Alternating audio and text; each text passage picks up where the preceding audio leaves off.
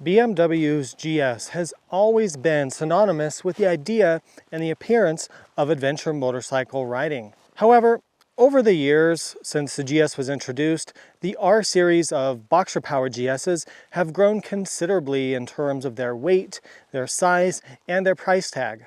Riders looking for a slimmer, sportier, more off-road oriented version of the GS have always turned to BMW's F series of GSs. With the introduction of this bike, the BMW F900GS for 2024, several key questions may come to mind. Number one, is this the best off-road GS ever made? Number two, is it worth the considerable price tag that BMW is asking? And number three, should you consider buying this over the very strong competition from the segment leaders? In today's in-depth review, we're hopefully going to answer those questions. So let's get started.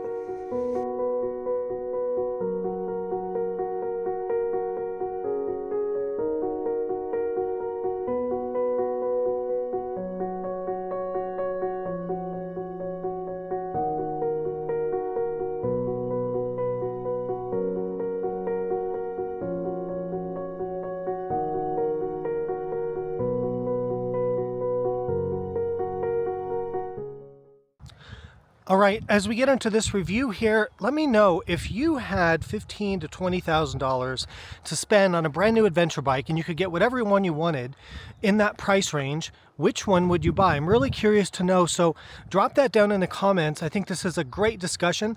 So let me know again, what adventure bike would you buy if you had to buy something between a $15,000 to $20,000 US price range?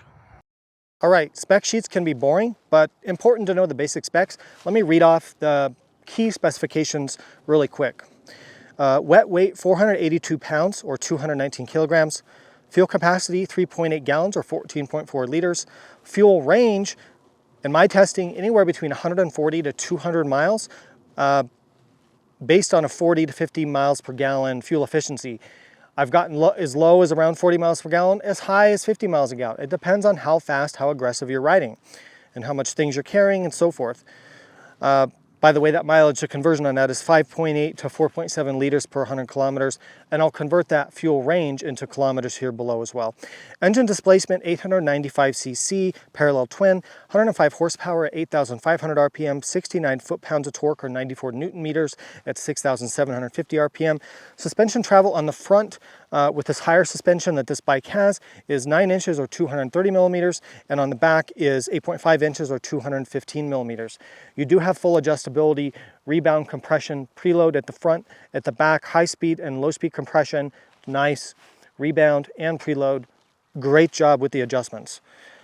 Fork rake angle on this bike is a stable, which is perfect. It's so dialed on this bike, easy to ride, 28 degrees, love that. Tire and wheel sizes, 21-inch front and 17-inch back.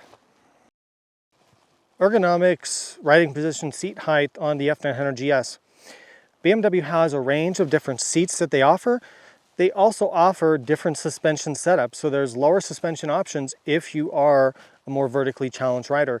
So seat heights can range anywhere between 32 to 35 inches or about 820 up to 890 millimeters. That's a big range. Now, my bike is sitting somewhere around that 34-inch. I think that's around 870 millimeter, but I'll put that in below if I got that wrong. So let me kind of show you the setup on this bike. So in terms of the riding position, actually, it's quite good. There's a lot of leg room. There's actually more leg room on this bike than my own personal 1300GS, and I'm not sure why that is, but I notice it's very comfortable for the legs.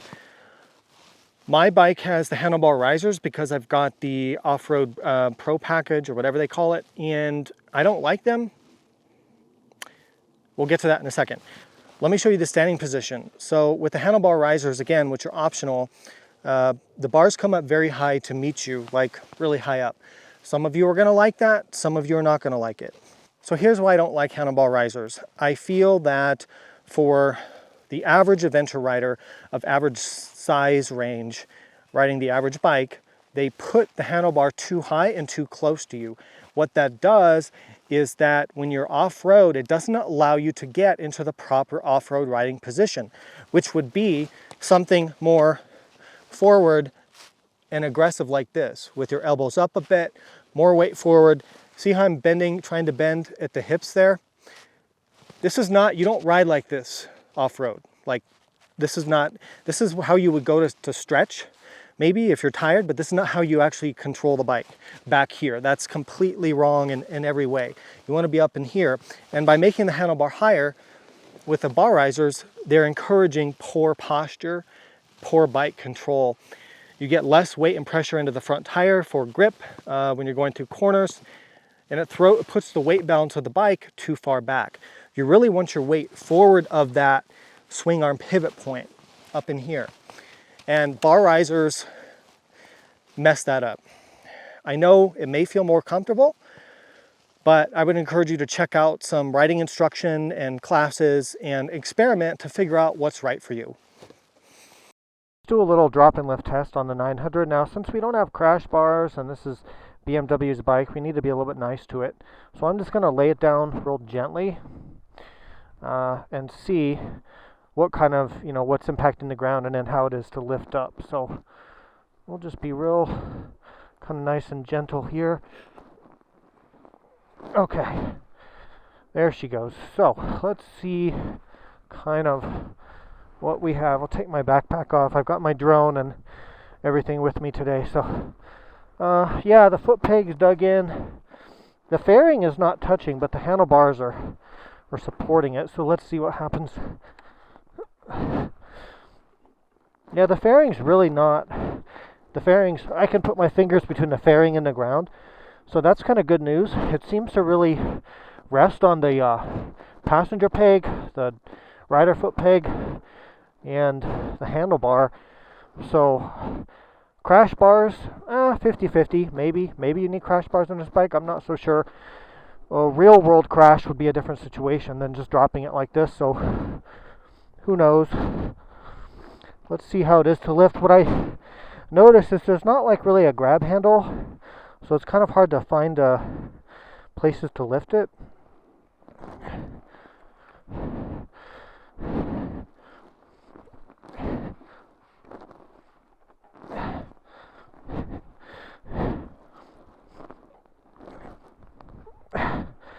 Try to lift with your legs, not your back. I mean, it's difficult to lift. I'd say it's similar to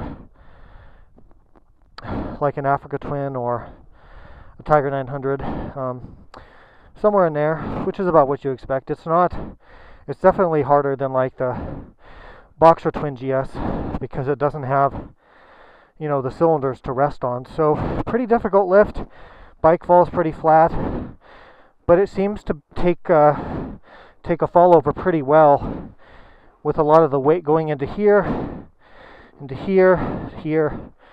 And that was about it for this one. And the brake pedal took a little bit of a beating too, so not too bad.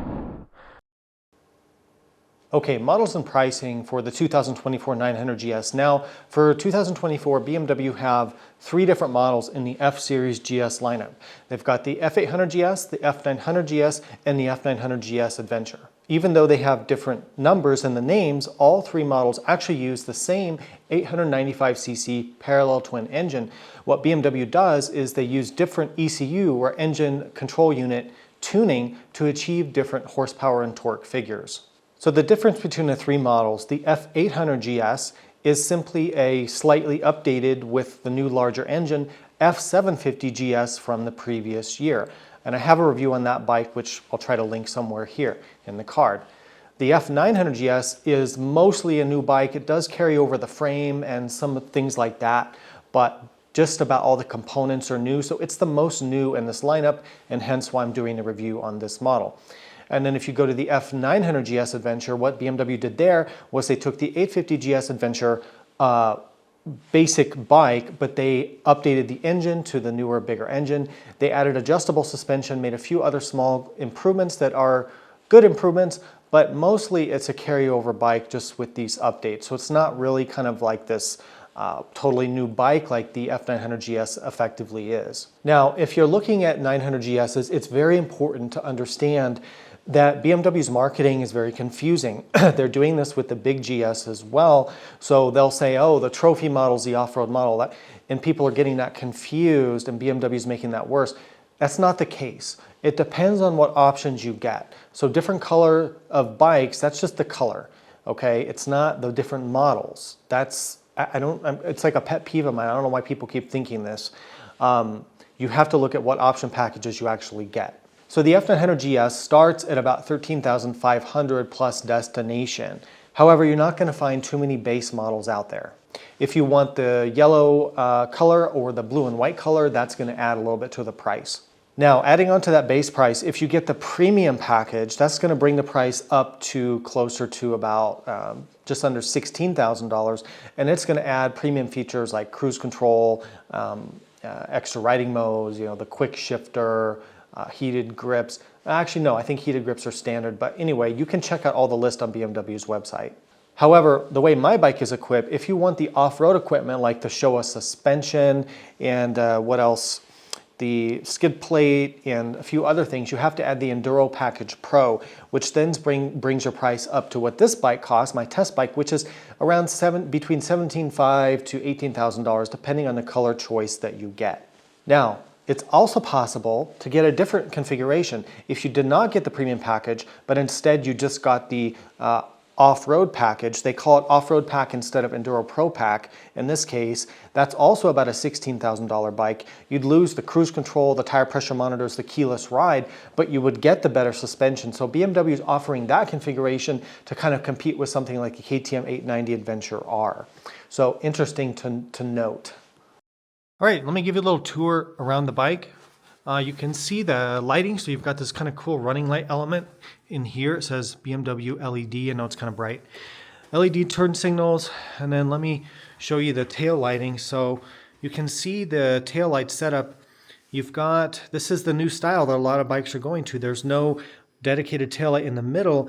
Instead, you have the lights here on the sides that act as brake lights and turn signals. So if you're turning and braking at the same time, you can see you only get the brake light there on one side. So a lot of people are saying that they don't like that. I don't know. I think this is actually pretty good lighting.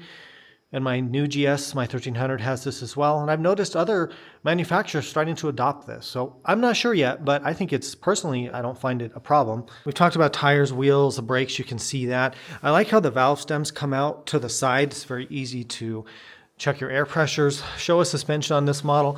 The bike also comes with this steering damper here, which is not adjustable, but it does, you can feel the damping in the handlebars when you move the bike around. So pretty good, really nice to see that, especially since you're paying quite a bit for this bike. You can kind of see the fairings, the radiator's up under here. You can see the exhaust coming down.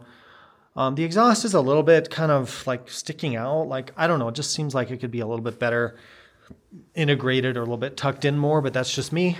You can see it's got the typical BMW GPS holder here, different options for that. I bought the adapter for my GS where I can plug in a Zumo XT2 without doing any wiring. It just plugs in. It's called 3D Motorrad anyway, or you can get the BMW nav stuff if you want.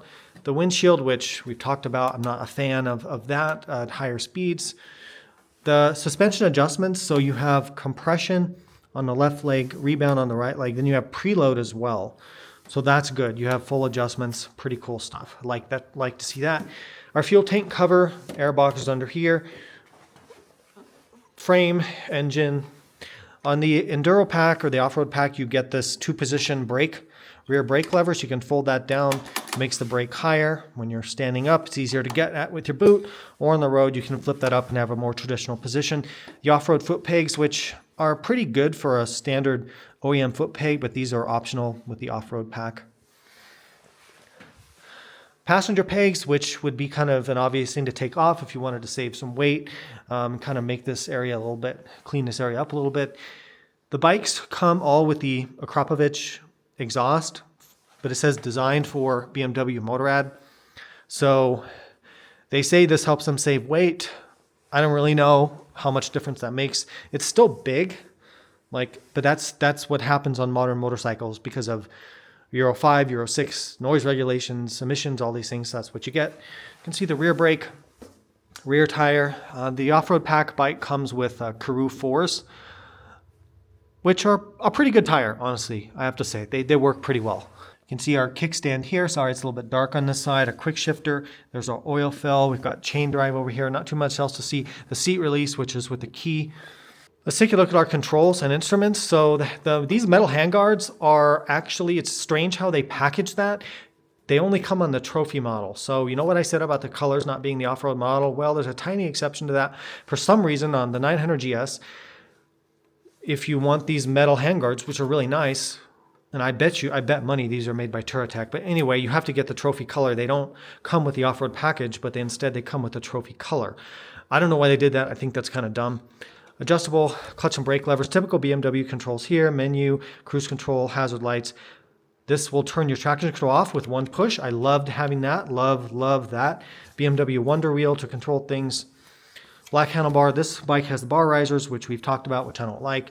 Emergency call button, so when you can't find the Starbucks, you press this, and then a German man comes and delivers your coffee, so that's good. Heated grips, riding mode, pretty good, easy to use stuff.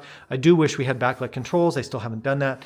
Up here you have a USB-A, yeah, the big one, power outlet. And then you have a BMW power outlet style, so you've got that there. So you have two power outlets.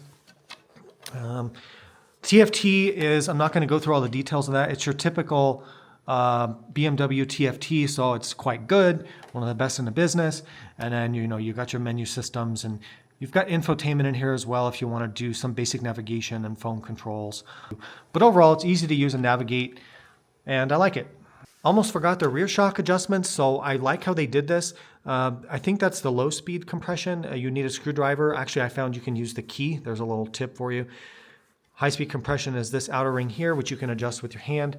And then there's a rebound in here, which is hand adjustable. I like that they're trying to go for the toolless adjustment. It's very, very nice.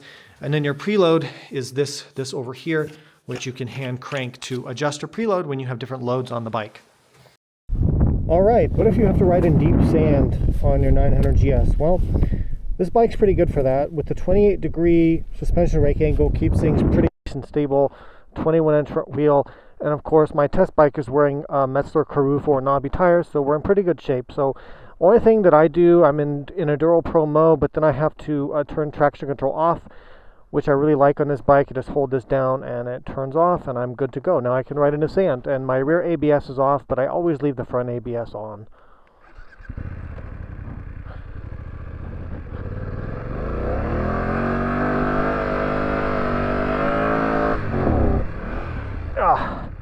Okay, riding in sand is like, a lot of it is about, and this is really, really deep stuff, it's about getting a start. So I'm going to try second gear.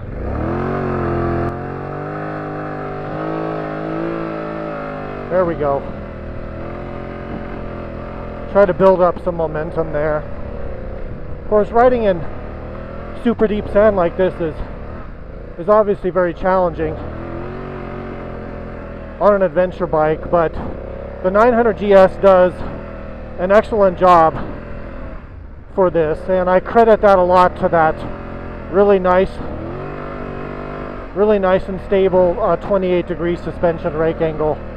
That helps us out a lot on this bike. And beyond that, it's really comes down to technique and training, and it can be kind of fun, but it's a workout. And you're just basically trying to stay upright,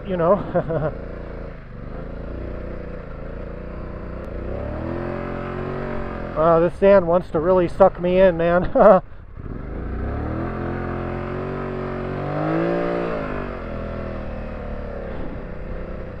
But yeah, the steering, okay, here's the road. The steering's actually really, really good for sand.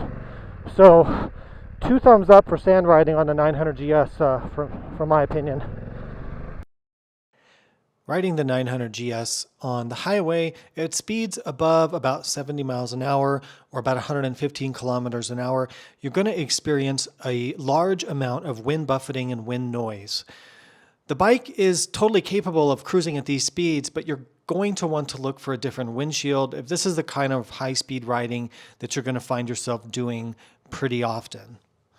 Now, In terms of other things on the highway, there is some buzziness through the handlebars. Again, it seems to creep in above that 70 mile an hour, 115 kilometer per hour mark.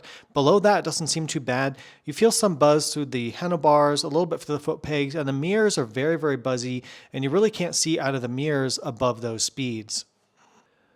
Below that 70 mile an hour, 115 kilometer per hour mark, the bike is very pleasant to ride on the highway, and the windshield actually deflects quite a bit of air below those speeds. It doesn't cause the buffeting. Now, in terms of overall comfort, I found the seating comfort to be quite good, even for riding all day. And otherwise, beyond really the wind buffeting at the higher speeds, the bike is a pretty nice place to be if you have to do long motorway journeys. Okay, maintenance requirements for the F900GS. It's going to be similar to the outgoing 850GS, 750GS. So your minor service intervals, your oil change, basic changes like checks like that, is going to be 6,000 miles or about 10,000 kilometers. And then your major service interval for your valve adjustment, which is a lot more expensive, and you'll have to contact your local BMW dealer if you want an exact price on that. That's at 12,000 miles or just over 19,000 kilometers. Now the air filter access is really great on this bike, and let's cut to a clip of that right now. Air filter access on the 900GS is excellent. The first thing I like is the snorkels are up here under the front fairing, so you get nice clean air up here and not the dust from the back wheel. I love that. Now, to get to the air filter, there's two screws that attach the front of this little trim panel here on the top of the gas tank. You pull those screws off, pull this trim panel up, set that aside, and you have access to your air filter right here.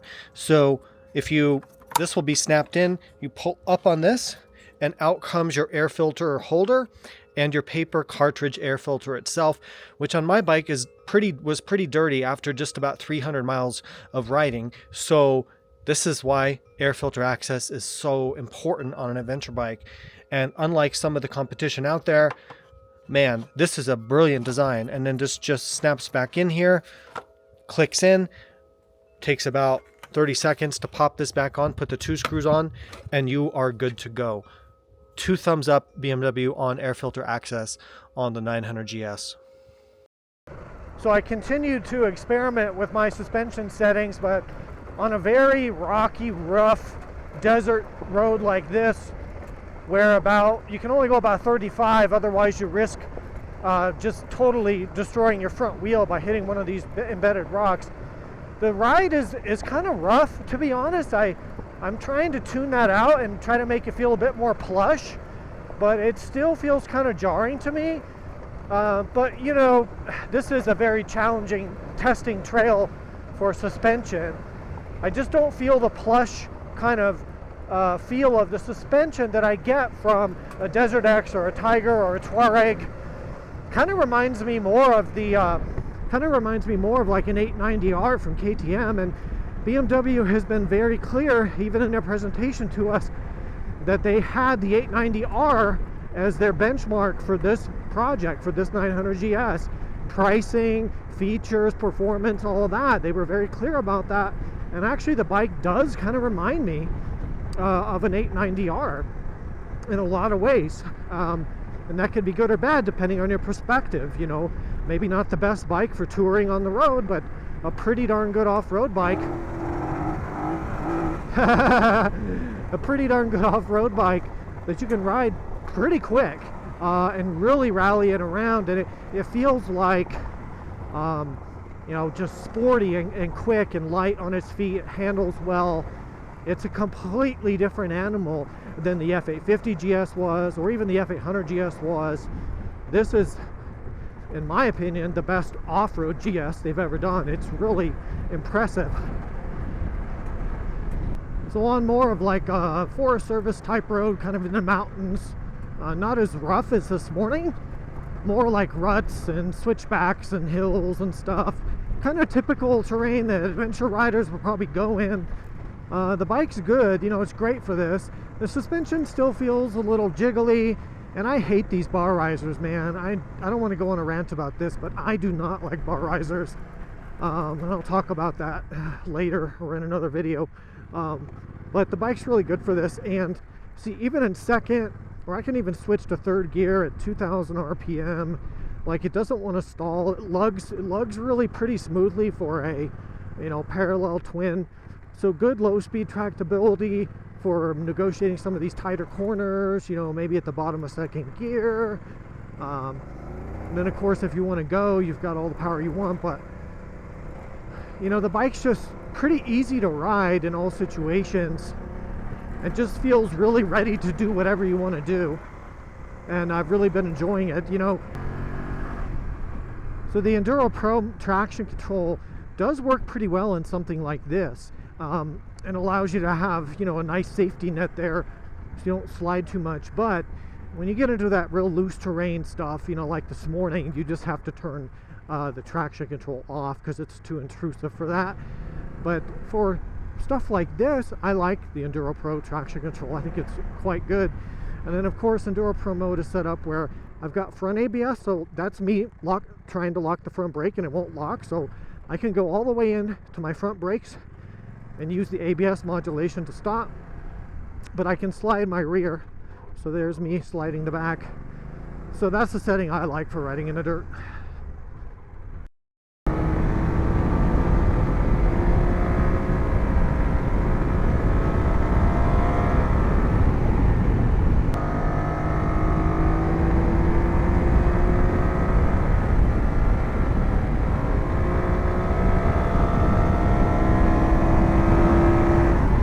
She's pretty sporty out here on these twisty roads.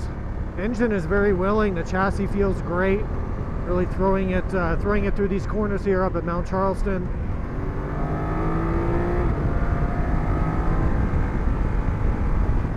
Yeah, she feels very composed if you want to really kind of push your pace a little bit. Acceleration is very strong.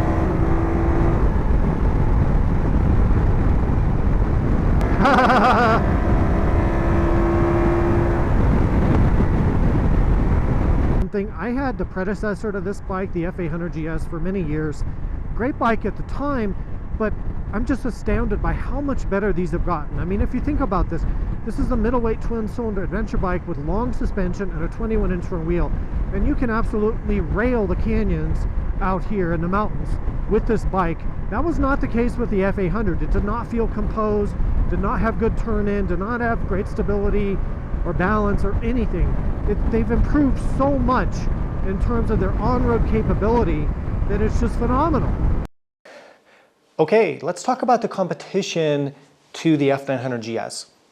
So you might be cross-shopping at different price points, but to be fair, the most direct competitors to this bike, if we look in this $15,000 to $19,000 US price range for a premium middleweight adventure bike, what are we looking at? We're looking at the Ducati DesertX, we're looking at the Triumph Tiger 900 Rally Pro. At the low end of that price point, we're looking at the Honda Africa Twin, the Husqvarna Norden 901. So those are kind of the main competitors. Now, if you're buying one of these and you want to do a lot of off-roading, and that's a very important factor for you is the off-road performance, then honestly, you cannot beat the KTM and the Husqvarna because they have superior suspension to any of the other bikes, and they have a lower center of gravity with that low-slung saddle-style fuel tank. Plus, they have the really sophisticated 9-level traction control or slide control system in the rally mode, and that is so incredibly useful on a bike with 100 horsepower, and it's a real shame that the 900GS doesn't have it. Now, if you're buying something in this category and you mostly want to use it on the road, like 70 to 80% road with some off-road in there occasionally, then I'm going to tell you for sure, I think number one should be the Tiger 900 Rally Pro. The Tiger 900 has really good wind protection, a great engine for street use, very comfortable seat. It's loaded up with features. I have a complete review on this bike, which I'll try to link here above my head here. But for the road, that's the one you want to get. Now, what about the Ducati? The Ducati is, to me, in terms of overall performance, I think the best in this category. However, when I look at that as somebody maybe like myself buying it and I look at it from the ownership perspective, I don't like the air filter being buried under the gas tank. That's a real pain for me because just after 300 miles on this bike, this air filter was already packed full of dust. So I live in the Western US, it's dusty, and I need to get to that air filter. So that's an issue. The other thing with the Ducati is the Desmo valves. I don't really like that. It's a very expensive service when you get to the 18,000 miles for the Desmo valve check. And it's just kind of silly because they don't really need to be using that anymore. Now, what about the Africa Twin 1100? So they made some really nice updates for 2024. You should give that bike a hard look, and I'm gonna be reviewing it here in the next couple months in the in-depth review. The Africa Twin is the best value. So for under $15,000 for the manual transmission, not the DCT, and not the Adventure Sports model. So the Adventure Sports model, that is the more touring-oriented one now, and then the base Africa Twin is the off-road oriented one. And I think Honda's really hit the nail on the head getting that separated like that. I think that's perfect. The Africa Twin for under 15 grand gives you a lot. It gives you good electronics, good suspension. It's got a nice stable 27 to 28 degree suspension rake angle for off-roading.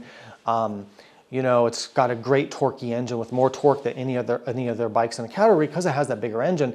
But in terms of weight, it matches up pretty close. It's about I think 500 pounds, maybe 510 pounds at most, fully fueled up, but it has 5 gallons of fuel. So that's pretty good. So I would be looking hard at that. And if you were forcing me to buy a bike in this category 15, remember the question I asked at the beginning of the video? So my answer is it would be the Africa Twin. For 14,800, I could get that with the updates for 2024, tubeless wheels, adjustable windshield, all the great things I like about the Africa Twin. Man, that is the way I would go. The other option is, actually, what I'd probably do is if I was gonna go get that Africa Twin, I'd probably just say, you know what? I can live without the 20 extra horsepower and the extra torque and just get an Aprilia Tuareg 660 for like 12 to 13,000, and that's such a phenomenal bike. All the motorcycles in this category are really good. That's why it's so hard to make a choice. And that's why I spend time in this segment in the video, because man, they're all really good options, and I don't think you'd be disappointed with any of them. Here's my summary of the pros and cons after testing this bike for a few weeks. The pros, in my opinion, very stable, predictable handling, both on-road and off-road. That 28-degree fork rake angle, perfect. Great in sand, loose surfaces. You have confidence in the front-end handling and stability of this bike. That's key, really like that. The suspension is quite good for out-of-the-box suspension. The spring rates could use some work if you're over 200 pounds or 90 kilograms. The adjustments, although they work, I still find it to be a little bit rough of a ride over square edge bumps, so maybe something with the valving or the damping. But overall, I think the suspension would be in the pro category for me, and you can ride pretty quick on this bike. Easy to use electronics and TFT. You can change the ride modes as you're riding. You just have to close the throttle for a second. So no stopping when you get to the dirt. You can do it on the fly, and it ties together your throttle response and your ABS and traction control all into that one ride mode button that you can do on the fly. That's great, especially compared to some of the competitors out there. It's sporty and fun to ride. It just feels athletic. Also, as a pro, 3-year warranty and a good BMW dealer network. What are the cons? I'm going to say it, the fuel range. It depends on where you live, right? For me, I'm in the west of the United States. I do ride sometimes where we need a 200-mile fuel range. This bike doesn't have that. So it's a problem for me. It's probably not a problem for most people. So just, that depends on your situation. The wind buffeting. Okay, this windshield that comes with it is horrible. Like, it's okay up to 60 miles an hour, or about 100 kilometers an hour. Above that, I hope you're wearing earplugs, and I hope you don't have a dual sport helmet with a peak, because man, it is Buffet City. I would look at changing the windshield, doing something about that. Also, as a con, I think for the price point this bike is at, I really would like to see them adopt a slide control system, a more finely adjustable traction control system like KTM and Ducati have. Also, as a downside, the engine can feel a bit buzzy at higher speeds, above 70 miles an hour or about 110, 115 kilometers an hour. You feel vibes a bit through the bike, and it just gives you the sense of being a little bit busy, and the mirrors buzz a lot. Not terrible vibration, through the bars and foot pegs. It's noticeable, but the mirrors are very buzzy. Another downside for me is the engine sounds rattly and kind of unrefined in certain situations, especially at idle. They're not the only manufacturer to suffer from this. KTM is famous for this with some of their engines, but something I wanted to note. All right, so a few weeks ago, I put up a post on social media asking, what are your questions about the 900GS? So I selected the questions that I got from there, so let's answer them now. These were the major questions that I got. People were worried about maintenance costs, including resetting the service light. So yeah, BMW, along with a lot of other manufacturers now, are requiring you to go to the dealer to reset the service light on the on the dashboard. Now you can still ride with that service light blinking, it's just annoying. It's really bad on the Triumphs actually. I feel like this is a business strategy, a smart business strategy from the manufacturer's point of view, because they're getting you back into the dealer where you might spend money on parts and accessories and service and tires, and they're getting you to return back in because they want that after sale revenue. That's their business strategy, and that's smart, that makes sense. From the consumer point of view, I don't like it because I'm forced to go for me it's hours, one way to get to a dealer, and then hours coming back and paying, probably for half an hour labor for them to reset that service light, assuming you do your own maintenance. In the USA, we're allowed to do our own maintenance. We have laws in place that allow us to maintain our warranty. No problem if we do our own maintenance and just keep receipts and keep records of it. So there's that. Maintenance cost on a BMW, I mean, all motorcycle service shops have high labor rates. I don't know if there's a huge difference there, whether you have BMW or Honda or whatever it is. You're paying for a high rate of labor because they have a lot of overhead costs at the dealerships and shops. So maybe find an independent shop, keep those costs under control. I don't really find there to be a tremendous difference in servicing different bikes between brands. My Triumph was very expensive when I got quotes for that. I've had Japanese bikes be very expensive when I got quotes. So I don't know. When you get into some stuff like Ducati, they can be a bit more if they have like the special, like the Desmo valves like the DesertX does. But for the most part, I don't think it's a huge issue. Plus what I like with the BMW is the dealers are pretty good in my experience, at least here in the USA, and you get that long warranty. So I don't know. Someone asked if I could only buy one motorcycle. If I could only buy one motorcycle, it would be the Aprilia Touareg 660. I don't even have to think about it. That's the bike I would have. Is the 900GS just a heavier Touareg 660? In some ways, yes. But more power, more torque, different styling, better warranty, better dealer network. There's a lot of things you have to consider. If I had to choose between the two bikes, I'd still get the Aprilia. But it's easy for me to say. There's Aprilia dealers around where I live. I'm in Southern California, and I just like that bike. And I would save the $4,000 to $5,000 and just get that. But it's not just a heavier Touareg. There's a lot more differences than that, and you have to understand this sits in a different category, so it's kind of an unfair comparison. What are the luggage options for the 900GS? So there are bolt mounts on the frame where you can attach different luggage brackets, and BMW has options. The aftermarket has options. My opinion, just my 2 cents on this, if you're buying this kind of bike, you wanted to go off-road, and I would keep the luggage really close and tight to the bike and low and forward. So I would only be using a rackless type of luggage setup on this bike. I would not use traditional panniers because it puts the weight out too much on the sides and ruins the handling. That's just my opinion. Is this a big upgrade over the F850GS? Yes. Tremendous upgrade. Completely different bike, even though I guess they have the same frame. But the performance is on a whole nother level. You have a sporty engine, you have good suspension with adjustments, you have the off-road capability, you can really ride this thing hard, doesn't feel soft and kind of lazy. Completely different motorcycle. And I think now it's more differentiated between the big GS. Now you've got this kind of more rally setup, off-road setup, and you have the big GS for touring. I think they did a great job. Is it top heavy? I would say it's average in the category. All of the bikes in the category, if I'm just being honest, feel a little bit top heavy to me. The Africa Twin, the Tiger definitely does. This bike, the ones that do better with that are the KTM and the Husky because of the low fuel tanks. But yeah, these adventure bikes, they tend to be pretty top heavy. Is the engine made in China? Yes. The engine is made by Lonsin, L-O-N-C-I-N. I don't know if I'm saying it right, and it has been for a long time. The 850 engines so they've been doing this for a while. If you go way back in the past, they had Rotax engines, I think, and older when they had the previous engine design, and then they went to the Chinese manufacturer Lonsin for the engine. So some people have a problem with that. Personally, I don't, but that's just up to you. Final thoughts on BMW's F900GS. Finally, we have a GS that can really go toe-to-toe with some of the best in the category, from KTM, Ducati, Triumph, Honda's Africa Twin, bikes like this.